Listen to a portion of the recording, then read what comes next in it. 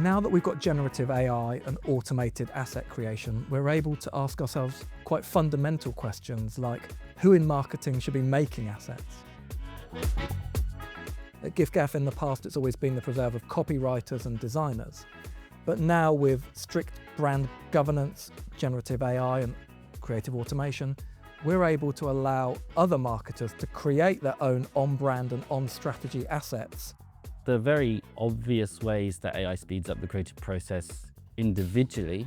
So if I'm having an idea, I can do a bit of backwards and forwards with whichever image models we want, or video models, which is even cooler, or 3D or music models. AI at its best in an agentic workflow can support the end-to-end process that bolsters and makes creative function to begin with. So AI that helps translate the insights to the brief, to initial creative ideas, those types of things can have our creative teams providing input but saving a lot of time so that the whole process can move faster and that the time for the actual creative thinking, which is the most important part, is preserved as much as possible while everything around it is sped up. Recently, we made a campaign that took us 127 hours to make. That's 17 days.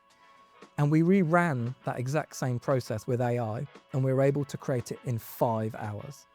Now, that got people in the company excited, but the most interesting thing to me was we now had 16 days of resource we could use elsewhere. One of the better campaigns we've delivered, and one of my favorites, is a Meta Moments ad campaign for the Hoxton hotels. They had a new hotel, hasn't been photographed yet, so the content didn't exist for us to work with.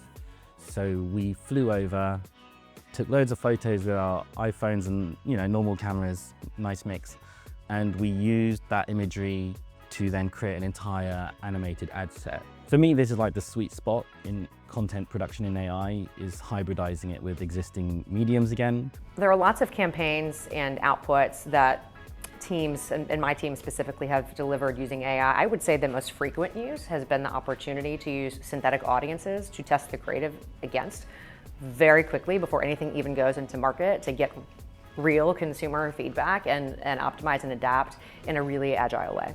I don't know where AI will play a part in our creative processes in 12 months' time, and I think anyone who does say they know is a liar and a charlatan because it moves so quickly. But there are 3 areas I've got my eye on. The first one is how agencies and production houses use generative AI to create their campaigns. How are they able to create assets of the quality we need and the speed we require? Secondly, we're thinking about how workflow tools can play a greater part in our business, how they can help us collaborate much more effectively as a team. That's something we're all interested in. And thirdly, it's a pretty obvious answer, but how agents play a role as being a co-pilot to us marketers, how they help us better plan our campaigns and execute them. And some brands are obviously in that space already, but I think that will become normative over the next 12 months or so.